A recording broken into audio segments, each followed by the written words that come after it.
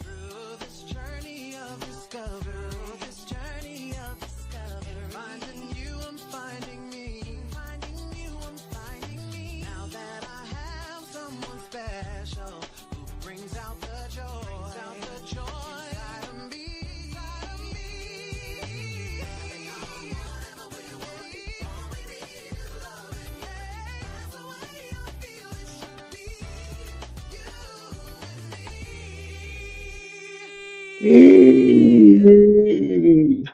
Yes, yes. Everybody get into it. Okay, let me move this out the way. Hello, everybody. All the people is the Flavor Radio. No, this is not the Flavor Radio. This is the Real 20s of Tucson podcast, season 2, episode 1. I hope everybody can hear me. This is a supplemental mixture of a digital essay and a virtual mural put together. I wanted to do a podcast. I currently was taking a class, Black Womanist Writers with Dr. Daniels from the U of A, and this was an assignment for homework. And she's actually, I wanted to use one of her little quotes or use her as a like a little piece because I'm gonna be honest with y'all. The term womanism is a new term to me in the sense where like I'm really still trying to understand what the true definition is because I feel like it's very broad and it's one of those things where it's like, especially being that I'm coming from a viewpoint that's not uh, uh, biologically female. I don't want to take too much space in a place that wasn't necessarily made for me. Um, but I do want to um, give honor and give grace and praise and love and energy to all the women out there. So this is just like an ode to womanist people, to womanism, all the black womanists out there. How you womanist, and that is the title for today is How You Womanist, Black Womanism and the Wendy Williams Experience. So this podcast is going, and if I look to the side, it's because my notes are on the side. So don't feel like I'm not here. I'm locked in. But this podcast divides into the rich and diverse world of Black womanist writer Wendy Williams, exploring how their work embodies the multifaceted definition of womanism as articulated by Alice Walker, where we weave in a unique perspective by examining these themes through the lens of what we're calling the Wendy Williams womanist theory. And that is a way of understanding the audacious, truth-telling, and unapologetically Black feminine spirit often displayed by Wendy Williams. While acknowledging the complexities and controversies surrounding Wendy, we aim to reframe um, her legacy through a womanist lens, celebrating her impact and offering a space for understanding rather than judgment. So that's just the big, uh, my thesis. That's the thesis of this uh, virtual essay digital mural. So I'm going to go ahead and start with the video that I have found of old school Wendy. Like I'm going to get into her bio right now, but I wanted to give just like just let us get into who we're talking about. Before we get into womanism, let's get into Wendy real quick. Because that's to me, she was one of the people that framed my viewpoint in standing in life. And I feel like she's definitely not self-proclaimed womanist. I haven't found any research to back that up, but I love to attach her to that term. Don't mind the title, but yeah, it is. Yeah, what's up with that? Get out of my light. What's the matter with them? Who put that fat rock on your hand? There is no fat rock. Nah, the other one, the left hand. Anyway, Trying to twist it off. Ralph, is it time to go into another break? Is it time? Big up to Brooklyn. Thanks for turning us on. I'm talking about Video Music Box now, even though we are at KISS. This is the studio, everybody, and I just want you to know one thing. Why don't you show us, like, different things? Okay. This is the studio. I can't really show you a whole lot of stuff around here because there's really not a whole lot to show you. But I do have to say that I'm not operating in my usual big chair tonight because otherwise it would take up too much room, and then the men wouldn't really have a lot of room to operate around the studio. But I do have to say that I have a lot of fun here at my job. I did go to college. Did you guys go to college? You finished? Never. For a year, you never finished. Oh. Well, it doesn't really matter. I don't think any of us really need college, to do what we're doing. But I did go to college for 4 years because I heard the parties were great, and they were. But I went to Northeastern University in Boston, and a lot of people say that it sounds like I'm having a lot of fun here on the radio, and I am. Because let me tell you something. I sleep every day, like twice a week. I sleep 12 hours. Okay, I do. And then I lay on the couch and I watch Oprah, and I might go out and get my nails done. Look, I have a perfect 10. I go out and get my nails done and everything. And I might go out for lunch. I might call up Scale or something like that and say, hey, I'll take you to the Gap, if you want to go shopping with me or something like that. But then I come in here and I only work from 6 at night to 10 at night, which are pretty good hours. And I really admire you artists, Ralph. I really admire the artists. I'm over here. All the artists watching, I really admire you all, okay, and the actors and stuff. Because when I was filming the Martin show, I was like, we have to do this again. Radio is a one-shot deal. You just get in here and you do it. And a lot of people think, that it has to do with your voice and stuff. I really don't hear a voice thing going on. I just think it's a lot of personality. I just get in here and I have fun with the people, and I think I'm doing what comes naturally to me. And for anybody who's young and trying to figure out, am I getting too preachy? Yes, give me the mic. All right.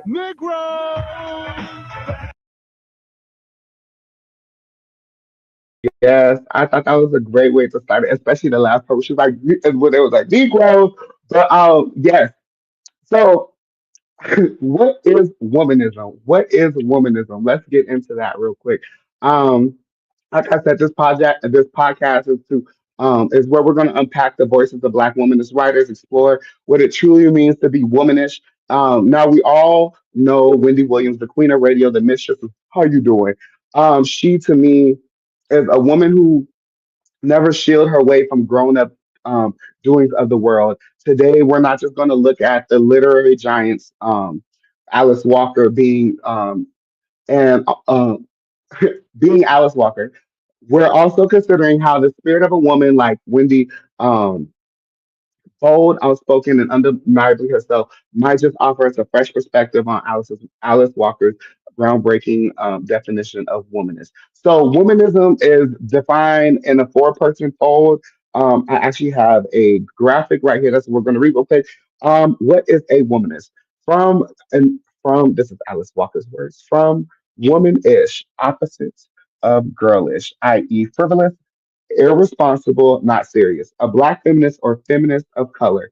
From the black folk expression of mothers to female children, you act in womanish, i.e., like a woman. Two, also a woman who loves other women sexually and non-sexually, appreciates and prefers women's culture, um, woman's emotional flexibility, values values tears as natural counterbalance of laughter, um, and woman's strength. She loves music, loves dance, loves the moon, loves the spirit, loves love and food and aroundness, loves struggle, loves the folk, loves herself regardless. A womanist is to feminism as purple is to lavender. And that is such a great quote by my homegirl, Alice Walker. I wanted to include just a little piece of one of our lectures, just in case I didn't explain it the best I could. Because I know I'm getting a little nervous. Reading in front of people is different than what I do on this podcast, but this is what we're going to get into today. But yes, I wanted to get a little light of Pastor Ashe over to one of my teachers. She is amazing, Dr. Daniels. This is a supplement to what I was talking about womenism. So let's get into this real quick.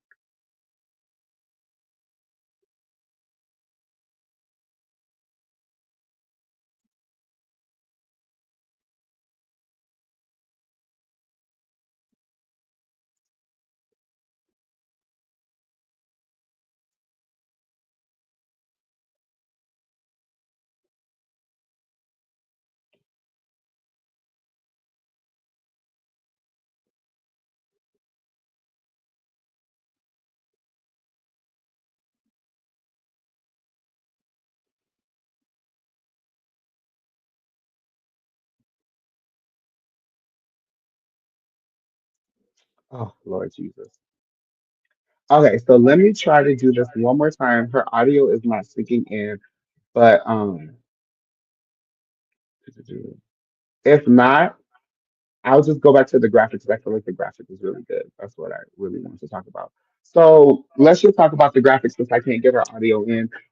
It's probably because she wants me to do my work spiritually. Her spirit is like, okay, EJ, you could talk about me, but don't put my work in it. But I just want to.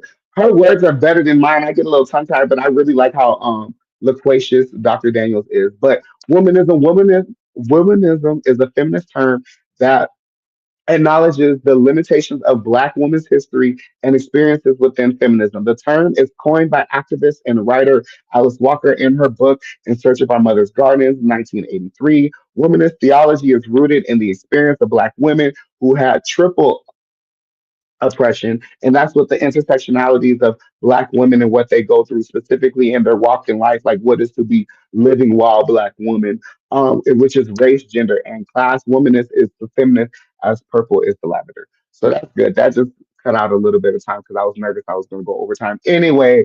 But let's get into it. So Alice starts us off strong. Number one, from womanist, opposite of girlish, frivolous. That's one of my favorite parts. Uh, Frivolous, a feminist woman of color, usually referring to outrageous, audacious, colorful, courageous, willful behavior, wanting to know more and in greater depth than is considered good for one, interested in grown up things, acting grown, being grown, interchangeable with being interchangeable with another black folk expression, you trying to be grown. I really like that term. Speaking of wanting to be grown, that was a term not only just given to me, but it was also given to Wendy. Wendy Joan Williams was born in born on July 18th, 1964 in Ashbury Park, New Jersey, as the second child um, of three to Shirley and Thomas Dwayne Williams. Both her parents were educators. They moved the family to a predominantly white suburb of Wayside and Ocean Township following the 1970s race riots in Ashbury. As a child, Wendy was hyperactive, struggled with her body image issues due to early dieting imposed by her parents. And let's talk about this. I'm just a little sidetrack. I think it's so interesting. Um, Learning about Wendy, how her life and my life paralleled before I even knew that I wanted to take direction from her. Because when we talk about public speaking, when we talk about giving your opinion, when we talk about taking hard turns and crunching them down, Wendy was one of the ones who was always unapologetically given to you. How did she give it to you? Straight no chaser. And that's what I really appreciate about her. And this was where it stems from, was having these body image issues. I also dealt with this myself. But she was hyperactive and she struggled with her image issues.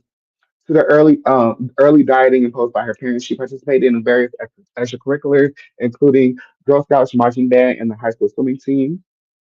And then Williams graduated from Ocean Township High, and then she pursued a degree in communications, which is funny because the reason I started my academic world a little behind was because I chose to follow communications, but then I got in classes with people who couldn't talk. So I was like, oh, so I'm going to parallel the, Wendy, myself, and womanism a lot because that's my experience. And this was somebody that I really want to give my flowers to.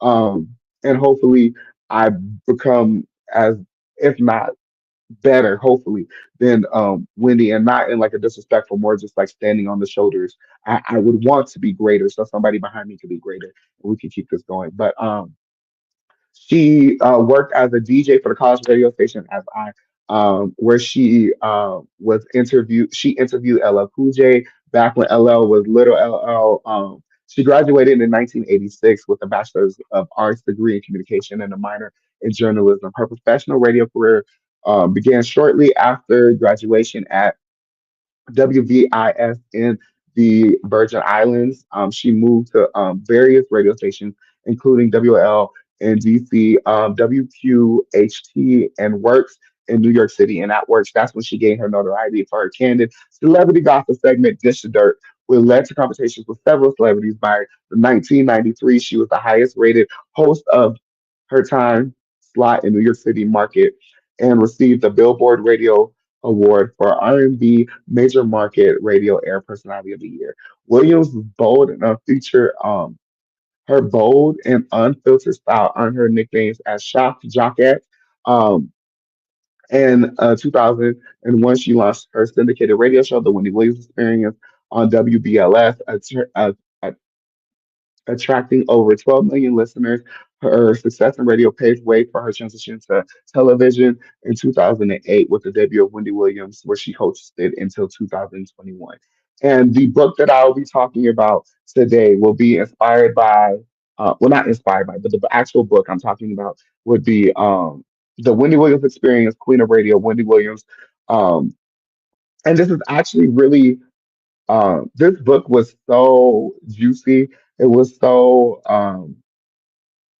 it was so raw and unfiltered, but in the way where you heard her voice. Not only that, because I listened to the audiobook, but the tonality and the texture of how she talked and her expressions was recorded into it. So it became more than just a book to me. It became like I was sitting at grandma's table or auntie's table, and she's telling me the real about the world. Um, I want to give shout outs also to the co-author because she is an amazing woman out here in the media streets. Karen Karen Hunter. No relation to Big Hunter, but Karen Hunter. Uh, so a couple of the poems I just want to really get into. Starting off when getting into woman-ish, not girlish but grown. Some quotes from the book that I really enjoyed were I'm proud of the things that I've done and the things that I have overcome. I have no shame. There is nothing that I will not talk about. And this is connecting specifically to self disclosure and the unapologetic truth telling. I feel like a lot of times when you are not in the sense of, or if you're not looking at yourself as the projector screen that you're telling the story, like not the projector screen, but the actual monitor, the monitor that's projecting the story. If you don't have a clear view of what story you're telling, the view that everyone else is going to get is hazy. And with Wendy, I feel like she spoke from that hard place where, especially with her early years, she admitted to being addicted to cocaine. She was real and honest and raw about that. So when she came at these celebrities in the raw, authentic way, it was the only way she knew how to cope. It was the only way that she knew how to tell her truth because that's what she learned growing up. If I didn't tell it, if I didn't tell it, who will? I do. I'm gonna try to get my best with you. If I didn't tell it, who will? I do what I do because I'm tired of seeing these people get away with the things they get away with. And that is calling out abuse and hypocrisy in public life. She was one of the first ones to call out P. Diddy and not Jay Z. Oh, well, Jay Z and Beyonce and the infidelities, but P. Diddy with his freak parties, the freak offs, R. Kelly with the messing with young girls and the trafficking and the racketeering and stuff like that. She was the first one to really talk, even the difference between being the baby mama and being with the rapper and what you have to do to prepare yourself for not only the public scrutiny, but being able to have a game plan. She always gave, especially in the book, there was times where she would give financial advice to people who are in the baby mama position, and everybody's not going to talk about those people. Those are the taboo topics in Black media, and so I really appreciated this because she would give these tips to the baby mama, telling them, "Hey, while you're with him, while he's giving you these gifts, make sure you stack off. You always need that." And even to the married woman, having that fuck you money, that money that you have set aside for when, if God forbid, your man cheats on you, your man leaves you, or this, that, and the third.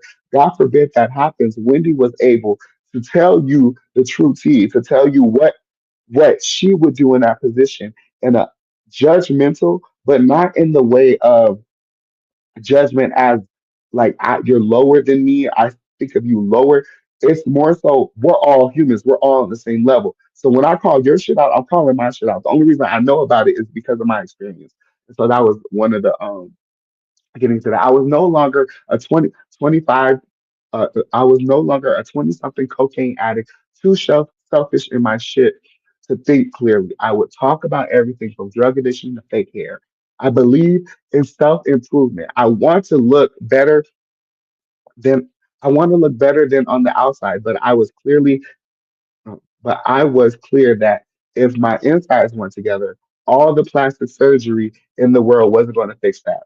Some will say that depends on. Let me slow down. I'm getting excited. But she said, some will say that depends. That no, some will say that perhaps I reflect towards. I say I reflect exactly what is out there in its natural state. If you don't like it, look in the mirror. And that was those were prime examples of the radical self knowledge and clarity, and also the unflinching confrontation with society, being able to have your balls out, or in this way, have your chest out. And that's one thing that I didn't know about body language, but she said there's a lot of times when you have, as a woman, as a feminine being, putting your chest out and sticking out your pinky and really telling people how you feel, giving that emotion, giving the truth to you is more important than and will give you more response than being the meek, subtle, cutesy type girl. Because that's not the boss that she was given. And I feel like that was one of the things that I like transitioning into womanish, the loving and supporting other women. So now I'm going to play a little video that I have saved about her her inspirations and her people that she looked up to. And I feel like a lot of times people get mad at Wendy because she dogs women out, but I don't necessarily think of it as like dog nation. I really think of it as I think of it more as love. It's tough love. It's that grandmother love. It's that love, that unwarranted advice that might save your life. And I only have this amount of time to tell you.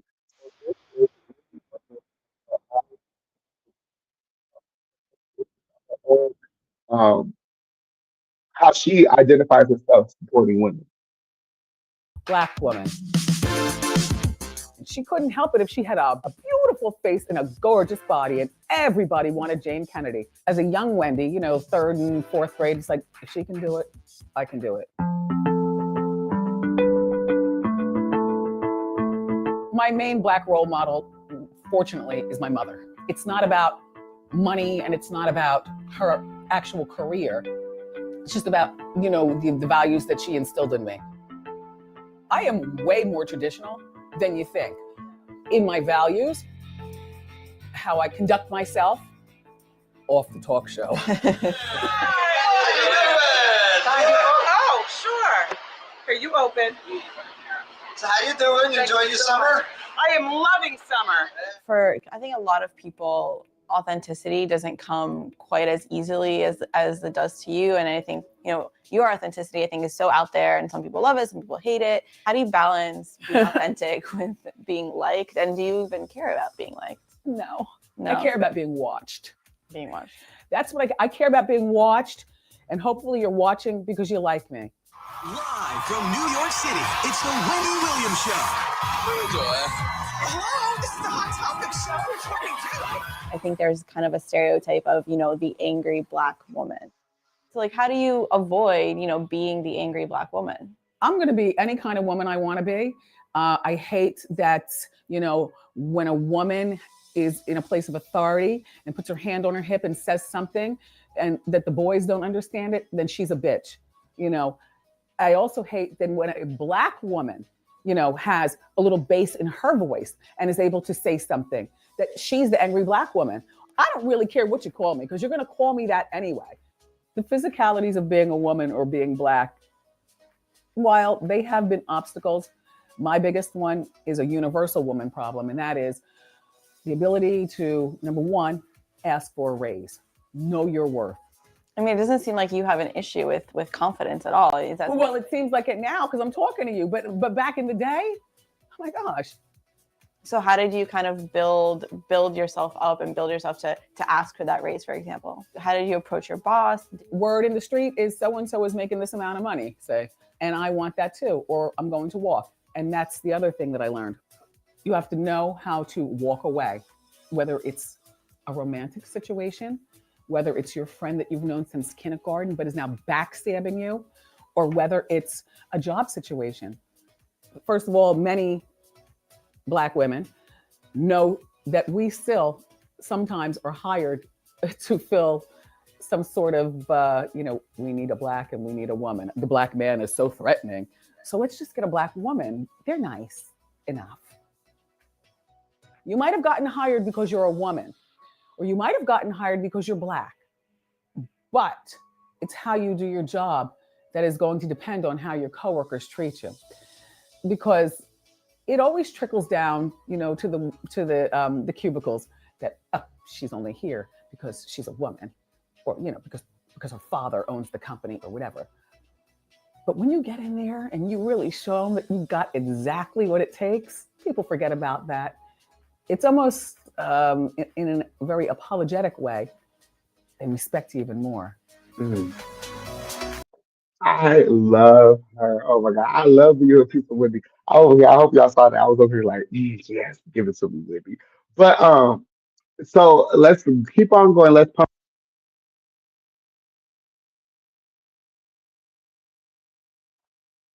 Okay, so the next part that we're getting into is going to part two, loving and supporting women. Walker continues her second part of uh the definition of womanism.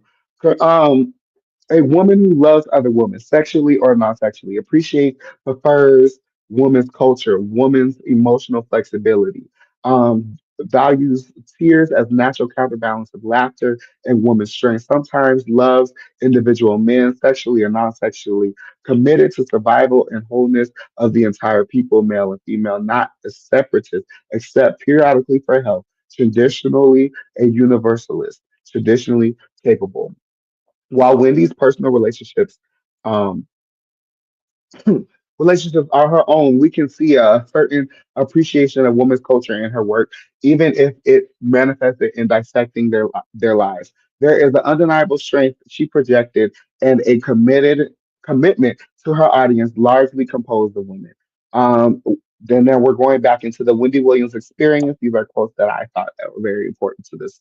I often talk about my height, how important it is for tall women to stand tall.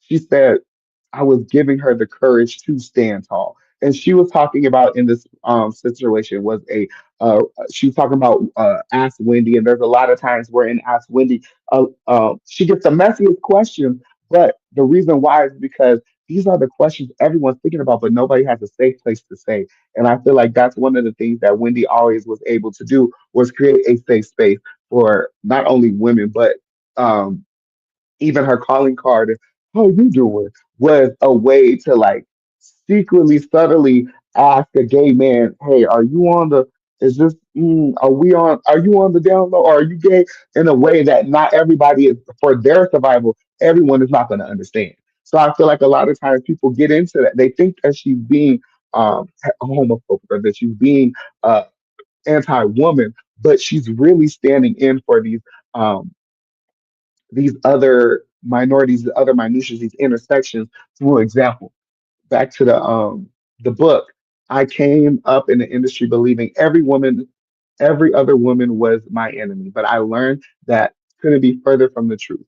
Carol Ford, Yvonne Mobley, Kathy Hughes gave me a solid foundation of on how to be a woman in this business and pave the way for others. So that was she really had a real strong rejection for the myth of female rivalry and honoring the mentorship of the legacy of female people women in media.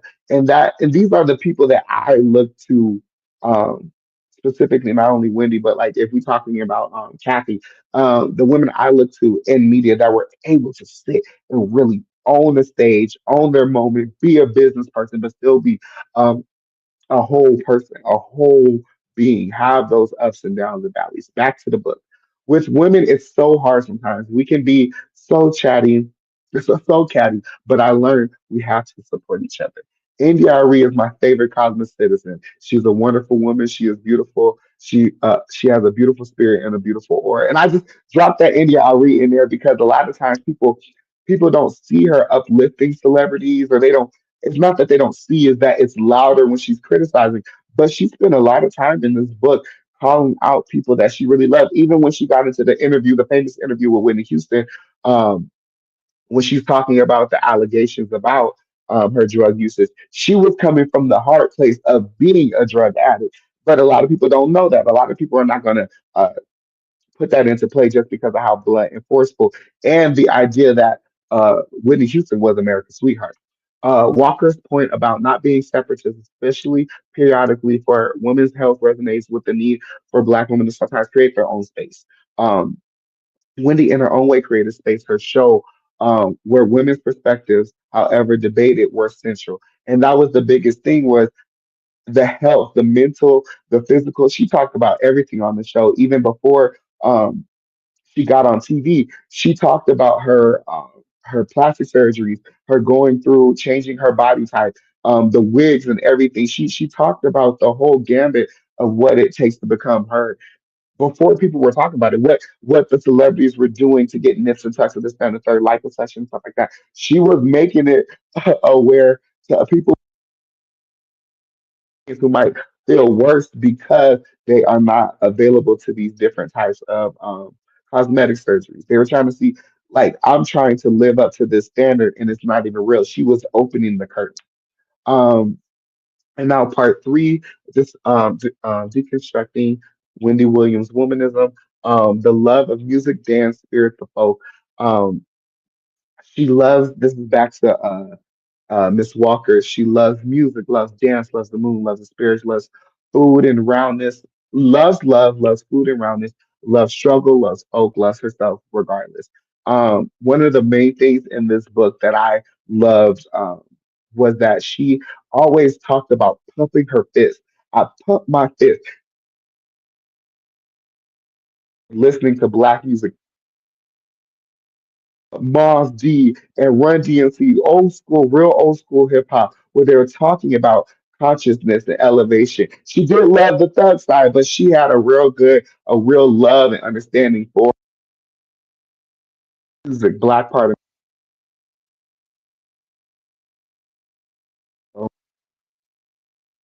vernacular, and her engagement with the black cultural touchstones.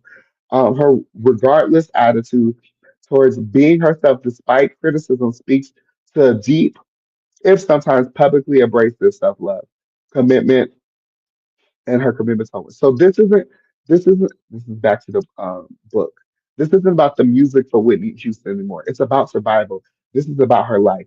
This is a quote that she was talking about when she was talking about her interview with Wendy Williams and how it went to the left because at the time Whitney was not able to see past. Also, I feel like we gonna be honest. Whitney was a little abrupt and a little abrasive. I'm not gonna lie. You can't just call somebody on live air. This is a conversation that you have on the side. But Wendy literally went there. Wendy made sure that Wendy held Wendy held Whitney to the cross.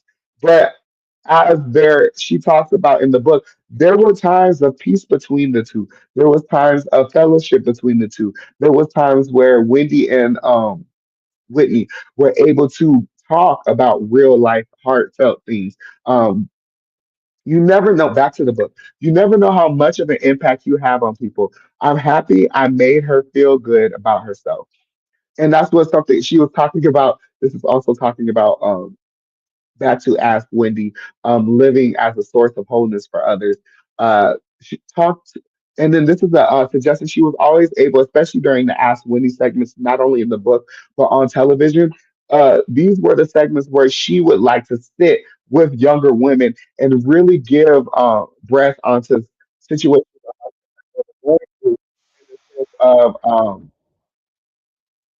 being the as Betty White said, the old lady sitting under the tree. She called me over and she said to me, I feel like that's what Wendy was giving that old lady under the tree. And this is one of the quotes from that. Um, uh, talk to a wise woman in your life. Concentrate on building yourself up. A woman with a foundation is never scared to lead. She might be nervous, but she executes.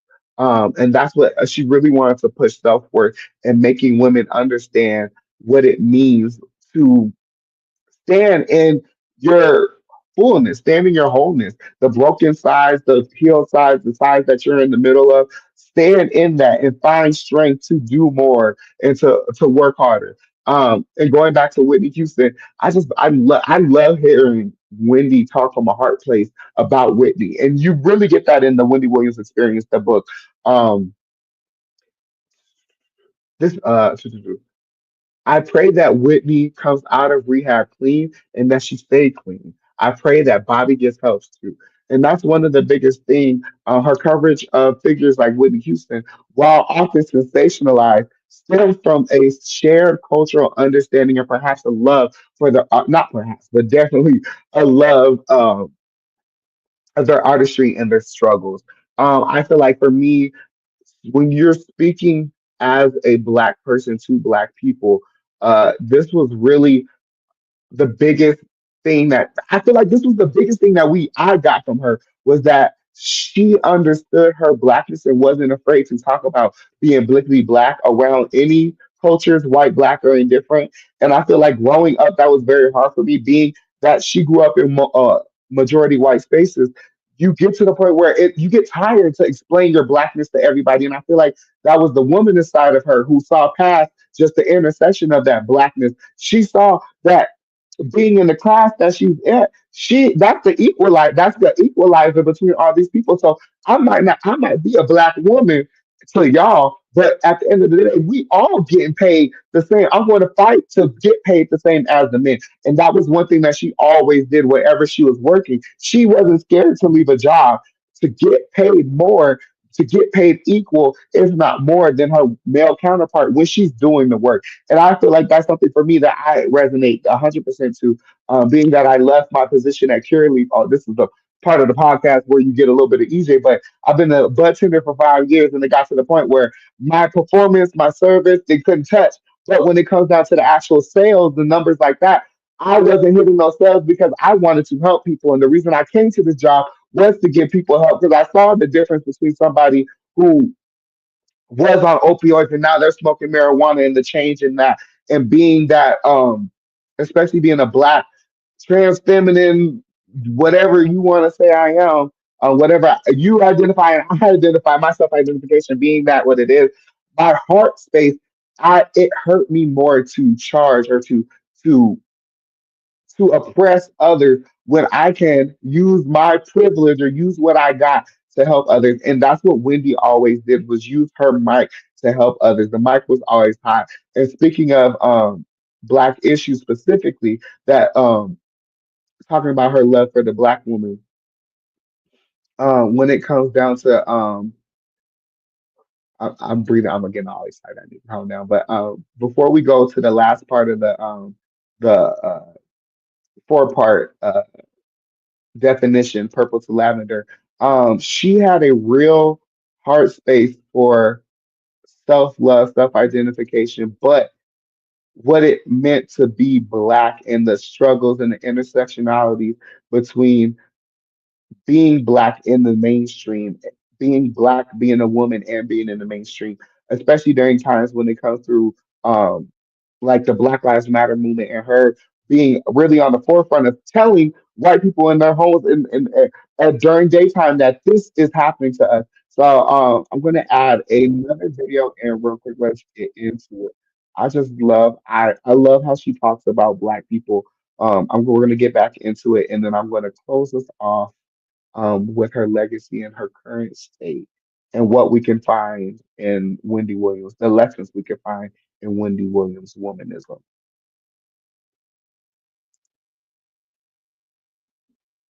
Can't we all just, it's more than just get along. Can't we all have a clear understanding of each other's culture? Justin, if you were stopped on the Parkway, exit 105, you're going to Long Branch, by the cops, they're not going to pull you, they're not going to do anything bad to you, even with the cornrows, and if you talk like this and that and rock your neck. Whereas a Black person, we get the business regularly. Regularly.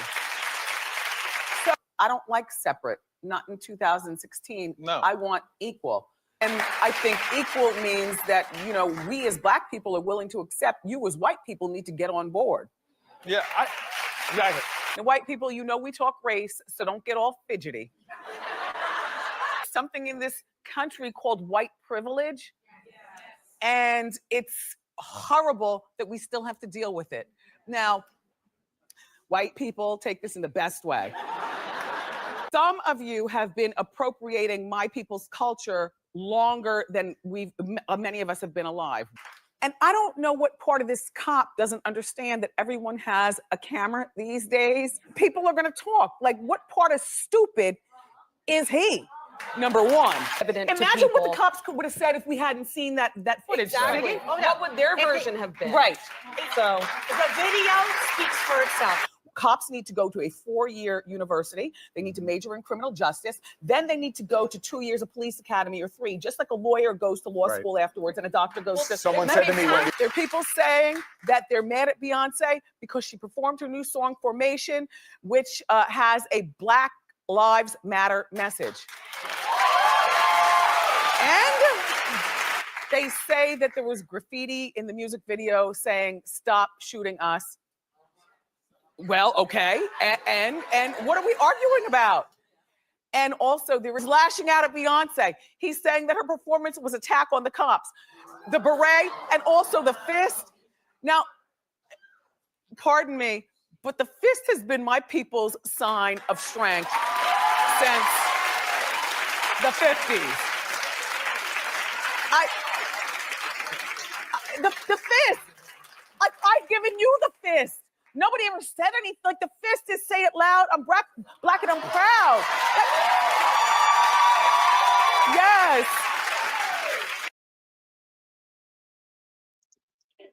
Yes. Okay, so that all I was nostalgia keeps taking me back.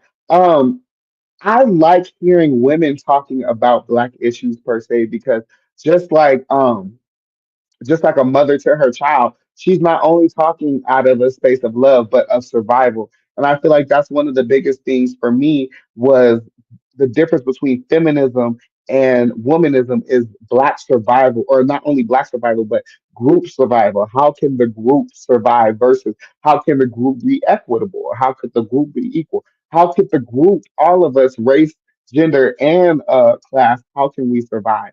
So the last part of the 4 part is womanist is the feminist as purple is the lavender. This is the powerful analogy highlights this powerful analogy highlights womanism as a distinct, bolder, and more encompassing form of feminism rooted in the experience of Black women and women of color. It acknowledged the intersectionality of race and gender. Wendy, in her unapologetic Blackness and womanhood, carved out a space that wasn't always palatable for the mainstream, often white centric feminism. Her presence in media was a bold purple statement. And it's cool because she sat in the big purple chair. That was one of the things that that was her thing, that big purple chair. And it's so that just connected to me now. I'm so stupid. Well, I'm not stupid, I'm a little slow. But that purple chair, like she I don't know, I was just move on. Back to the book, the Wendy Williams Experience. I am proud. I have no shame. I do what I want and I like what I like. People could call me messy or loud or whatever, but I know who I am and I like me. I got plastic surgery because I always wanted it, not because I believe it would have fixed anything wrong in my life.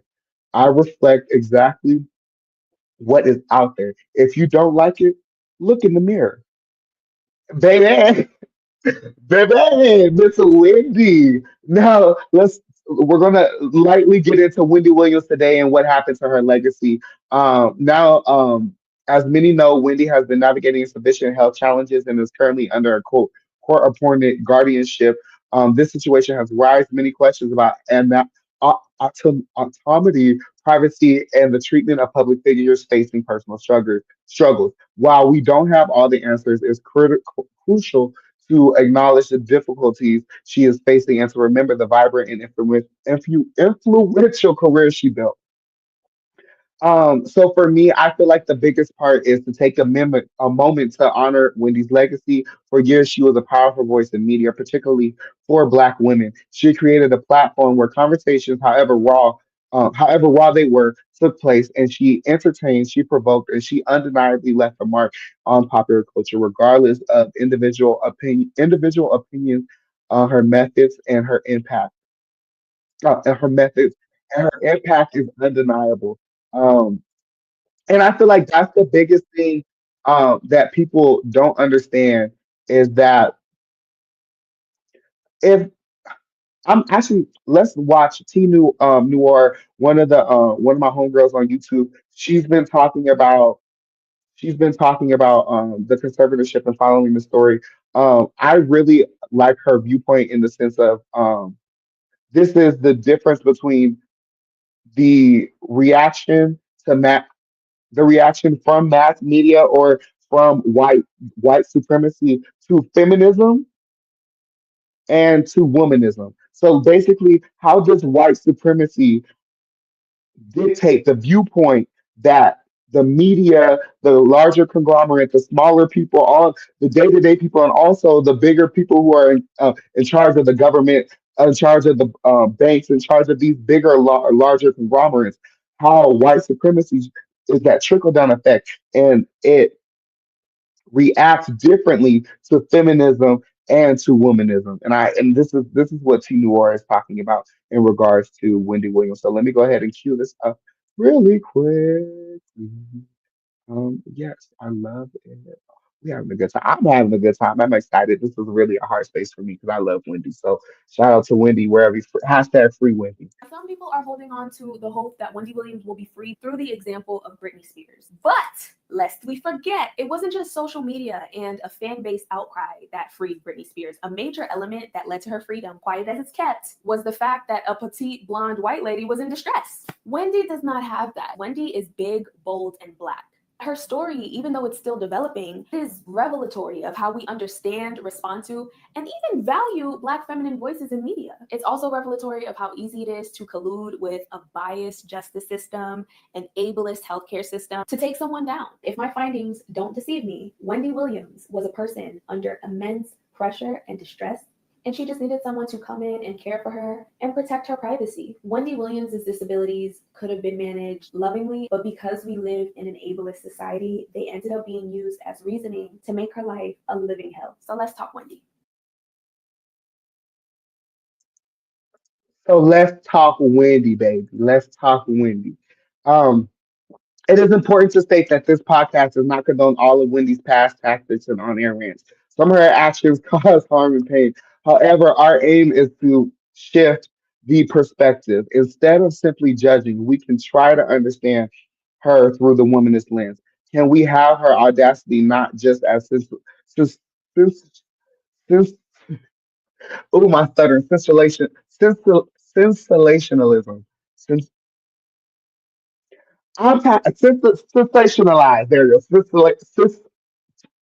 Like this is the part of the podcast that gets real podcast because a boy is from the south. So some of these big words we heard, I be writing them in my head, but when I'm like, oh, we actually have to say these words out loud, I'm like, girl, sensationalism. There you go. But perhaps as a manifestation of willful behavior, Walker describes. We can view her sometimes unfiltered commentary as a challenging of social norms, even if imperfectly executed. The Wendy Williams womanist theory, as we're exploring this, isn't about blind admiration, but it's about recognizing the complexities of Black women in the public eye, the pressures they face, the ways in which they navigate a world that isn't kind or understanding. It's about asking ourselves what societal forces shape up Wendy's persona. What can we learn from Black womanhood, media, and the accountability by looking at her journey and more empathetic and a more empathetic and less judgmental eye? So, wrapping this up and giving love to my girl Wendy. I love you, Wendy. Thank you for joining us on How You Womanism and the a. Ooh, I was so close. And the book review of the Wendy Williams experience. As we continue to explore the profound insights of womanism, um, let us carry this idea looking beyond surface level judgment and seeking a deeper understanding. How do you see the womanish spirit in the world around you? How can we approach complex figures like Wendy Williams with both critical awareness and a sense of compassion? Thank you so much. Oh my God, I was like, I did it. Yes. Where my theme song at? Where my theme song at? Yes.